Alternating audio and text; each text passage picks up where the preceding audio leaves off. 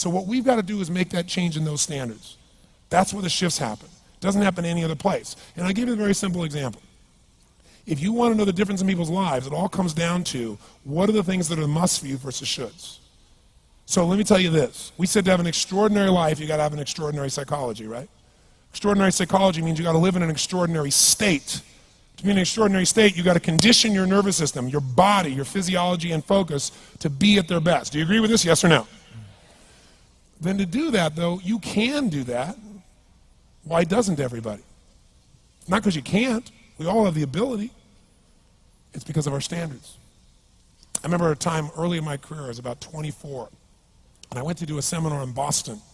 And in those days, a big seminar for me was like 125 people. It was a 3-day seminar, and we worked around the clock, and people made such extraordinary changes in their life. And at the end of it, I was feeling so fulfilled. I was thinking, my God, I'm 24, maybe 25 at the time, and I am so happy because I have found my mission in life. I'm doing what I love. It's making a difference in people's lives. This is extraordinary. So we finished about midnight on the Sunday night. And around midnight, I'm still wound up, so I don't feel like going to bed.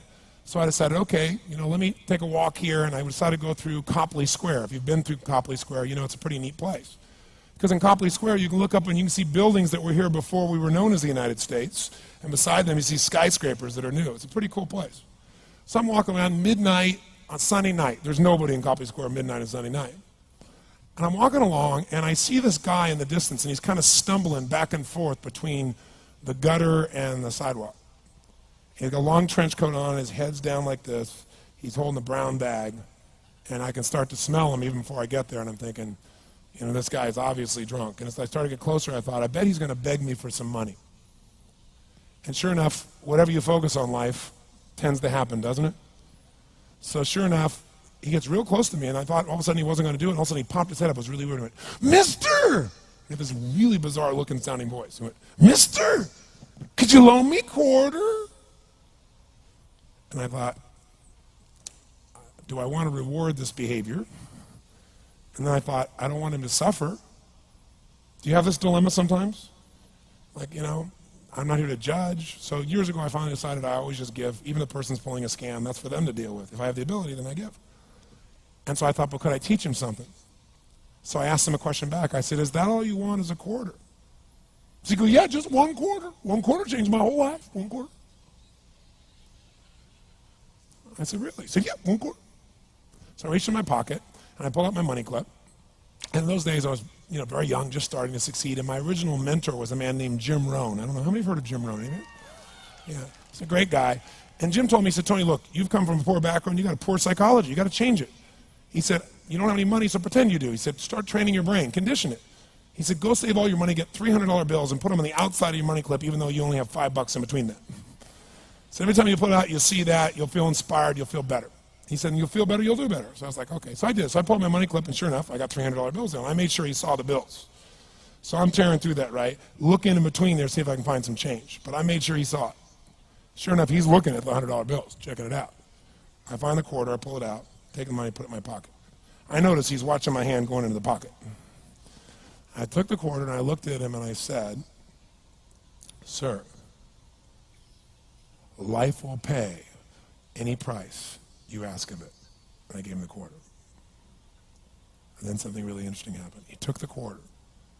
He looked at the quarter. He looked at me. He looked at my pocket.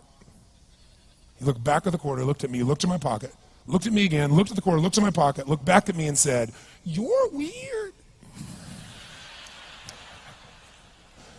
And then he shuffled on off like this, right? And I thought to myself, wow, what's the difference between him and me?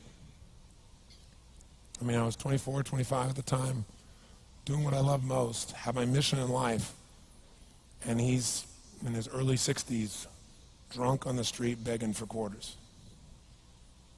What's the difference? And I thought, well, maybe God's blessed me because I'm such a good person. I thought, oh, and he's such a bad person, that's such bull. And I thought, wow, maybe the answer to that question is what I just told him. Life will pay whatever price you ask of it. But you know what's interesting? You got to ask intelligently. In the Bible it says, ask and you shall what? Yeah, pretty good formula. You ought to look into it. But you know what? It says, ask and you shall receive, but I'm sure it meant ask intelligently. I'm sure that's what God meant. I'm sure he didn't mean bitch and you will receive. Whine and you will receive. I don't think that was the instruction. Now, if you were going to ask intelligently, there might be 5 elements of that. Number 1, you'd have to ask specifically, wouldn't you? You wouldn't ask in a general way. People do it all the time. They go, I want more money. Fine, here's $1, get out of here. Very often you're getting what you're asking for. You're just not aware of how general you're asking. Clarity is power. The more clear you are about exactly what it is you want, the more your brain knows how to get there. Your brain is a servo mechanism. It's like a bomb. Those bombs, those missiles, they have a servo mechanism. So if the target moves, it knows what the target is, it follows it. Your brain, when you condition it, knows exactly what to go for and it'll find a way to get there. Did you ever buy a certain outfit or a certain car and suddenly see that car outfit everywhere? How many of you have had that experience? Say, aye. How come that car outfit's everywhere? It always was everywhere, but now you notice it. And the reason is because there's a part of your brain called the reticular activating system, the RAS. That part of your brain determines what you notice and what you don't notice. Your brain spends most of its time trying to make sure you don't notice because you'll go crazy if you notice everything.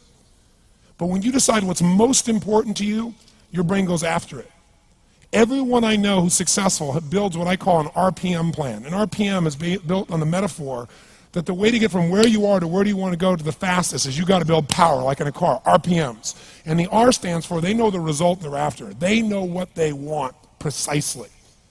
If you don't know exactly what you want or you let yourself get beyond that into something general, you're not going to achieve it.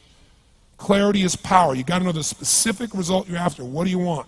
If you can't answer that question right now in your personal life, in your body, in your relationships, in your finances, in your spirituality, then you're not going to be as fulfilled as you want to be. Today we're going to have you answer one of those questions at least. The second part of it, you got to know P, why you're doing it.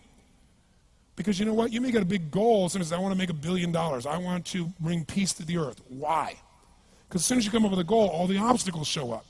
Unless you've got enough emotional drive to break through that, you're never going to discover what it really takes. So you got to get yourself past that. And the way to get past that is have enough reasons. Reasons come first, answers come second. This man did not know what he wanted. He did not have enough reasons. To ask intelligently, you got to ask specifically. To ask intelligently, you got to know why you want it, have enough drive to make it happen, enough juice to make it happen. If you don't have enough reasons, you will not make it happen. And the M is, what is your massive action plan? What is going to get you to actually fall through? Because the first plan's not going to work and the second plan's going to work, so you better have enough plans that if the first 2 don't work, you still got something else. Otherwise, you're going to be having excuses why it didn't work. So asking intelligently requires that. So if we're going to be extraordinary in our results, we've got to be in an extraordinary state. We've got to know what we want and we've got to go use it.